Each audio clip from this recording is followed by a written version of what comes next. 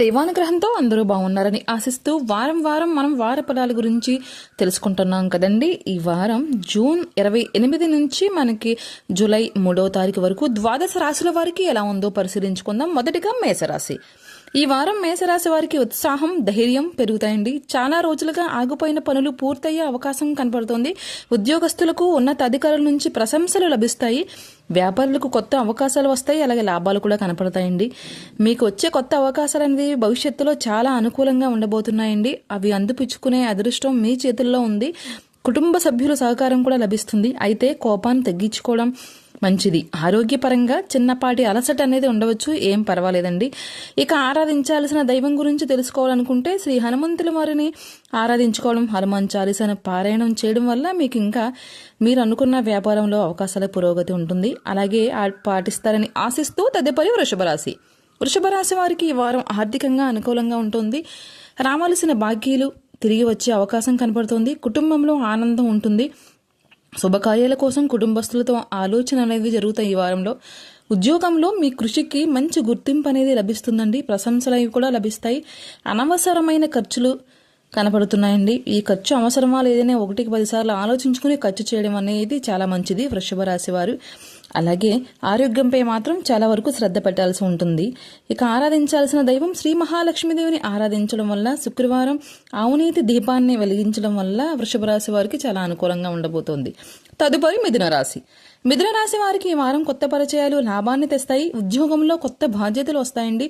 విద్యార్థులకు చదువులో మంచి ఫలితాలు కనపడతాయి. అలాగే పోటీ పరీక్షల్లో కూడా మంచి అవకాశాలు కనబడుతున్నాయి. ధైర్యంగా ముందుకు వెళ్ళండి మిథున రాశి వారు. మాటల్లో సంయమనం అనేది పాటించాలండి. అదొక్కటే మీరు ఈ వారం అంతా జాగ్రత్తగా ఉండాల్సింది. ఇక అన్ని అనుకూలంగా ఉండాలి అనుకుంటే కనుక ఆరాధించాల్సిన దైవం శ్రీ మహావిష్ణువును ప్రార్థించడం వల్ల, ఆలయానికి వెళ్ళడం వల్ల, లేకపోతే ఓం నమో నారాయణాయ అనే మంత్రాన్ని మీకు కుదిరినన్ని సార్లు, లేకపోతే 108 సార్లు పారాయణం చేయడం వల్ల విశేషమైన ఫలితాలు పొందవచ్చు మిథున రాశి వారు. తదుపరి కర్కాటక రాశి. కర్కాటక రాశి వారికి కుటుంబంలో శుభవార్తలు వినే అవకాశం కనబడుతోంది. మానసిక ప్రశాంతత అనేది ఈ వారం చాలా బాగుందండి. మీకు ఆధ్యాత్మిక కార్యక్రమాలపై ఆసక్తి పెరుగుతుంది. ప్రయాణాలు అనుకూలంగా ఉంటాయి. తీర్థయాత్రలకు తిరిగే అవకాశం కూడా కనబడుతోంది. ఇక కర్కాటక రాశి వారు ఆరాధించాల్సిన దైవం పరమశివుడు. సోమవారం రోజు శివలింగానికి జలాభిషేకం చేయడం వల్ల మీకు మంచి ఫలితాలు అనేవి వస్తాయండి.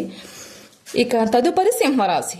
సింహరాశి వారికి ఈ వారం నాయకత్వ లక్షణాలు కలిసి వస్తాయి.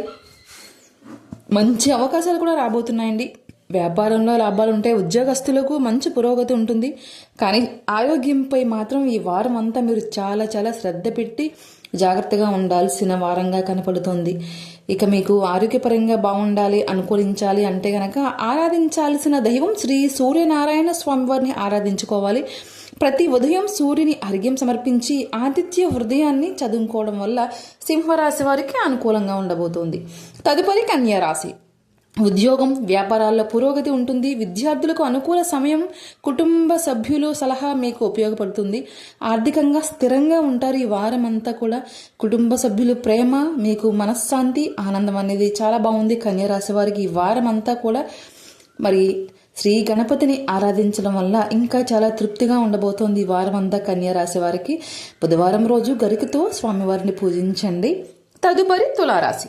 తులారాశి వారికి ఈ వారం దాంపత్య జీవితంలో ఆనందం ఉంటుంది. వ్యాపారంలో లాభాలు పెరుగుతాయి. కొత్త పెట్టుబడుల విషయంలో ఆలోచించి నిర్ణయం తీసుకోవాలి.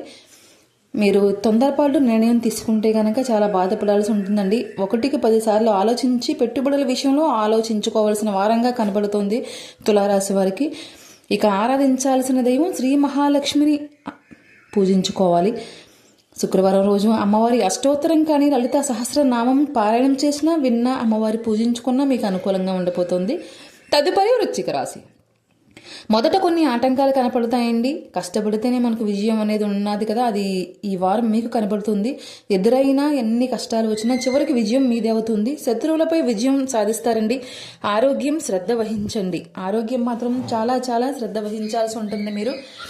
ఇక ఆరాధించాల్సిన దైవం శ్రీ సుబ్రహ్మణ్యేశ్వర స్వామి వారిని ఆరాధించడం వల్ల ఈ వారం మీకు చాలా అనుకూలంగా ఉండబోతుంది వృశ్చిక రాశి వారికి. తదుపరి ధనుసు రాశి.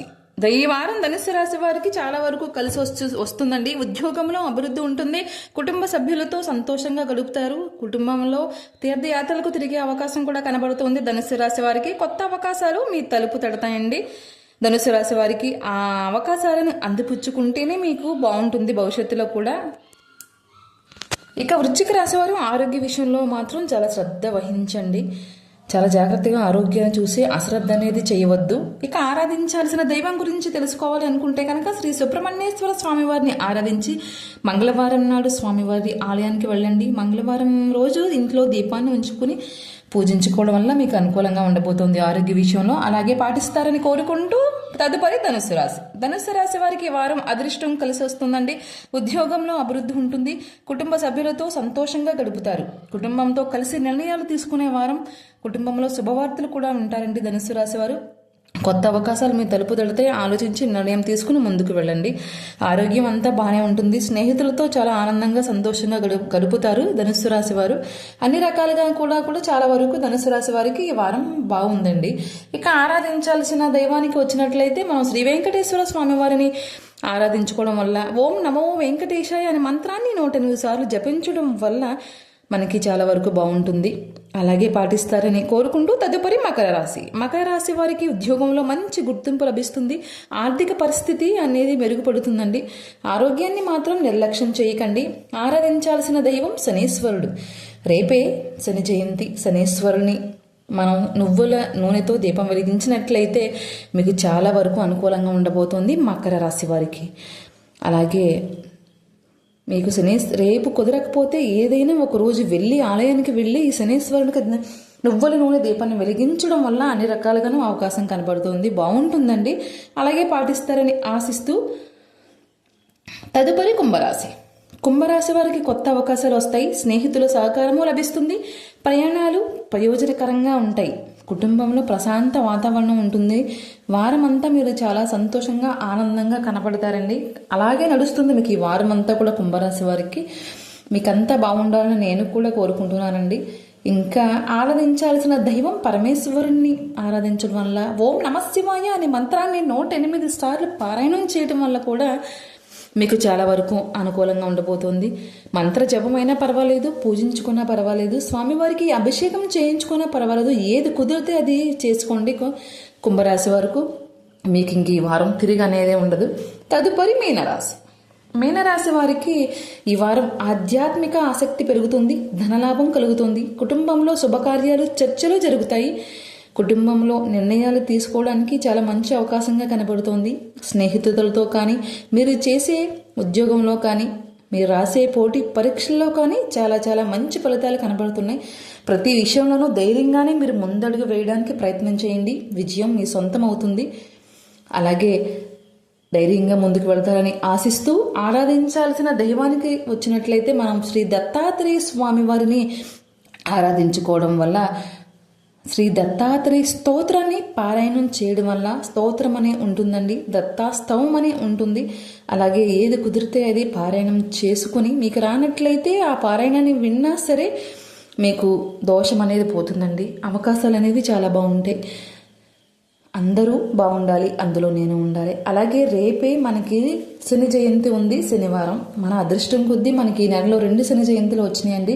అనుకూలం ఉన్నవారు ఎవరైనా, ద్వాదశ రాశి వారు ఎవరైనా సరే ఆలయానికి వెళ్ళి ఆ శనేశ్వర స్వామి వారికి నువ్వుల నూనెతో దీపాన్ని వెలిగించరండి. మీ జాతకంలో ఉండేటువంటి, మీ పుట్టిన నక్షత్రంలో ఉండేటటువంటి గ్రహ దోషాలు ఏవైనా ఉంటే మనకి అవన్నీ పోతాయండి. అలాగే సాయంత్రం అయితే ప్రదోష వేళ శివాలయానికి వెళ్ళి అర్చన చేయించుకున్నట్లయితే ఇంకా విశేషమైన ఫలితాలని పొందవచ్చు.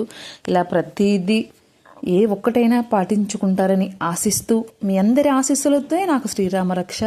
ఈ వీడియో మీ అందరికీ నచ్చినట్లయితే ఒక చిన్న లైక్ చేయండి, షేర్ చేయండి, సబ్స్క్రైబ్ చేయండి. మీ ఇంటి ఆడపిల్లగా నన్ను అందరూ ముందుకు తీసుకెళ్తున్నందుకు చాలా ఆనందంగా, సంతోషంగా ఉందండి.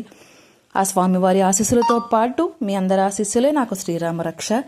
మరి మరో మంచి వీడియోతో మీ ముందు ఉంటుంది జ్యోతి భక్తి వ్లాగ్స్.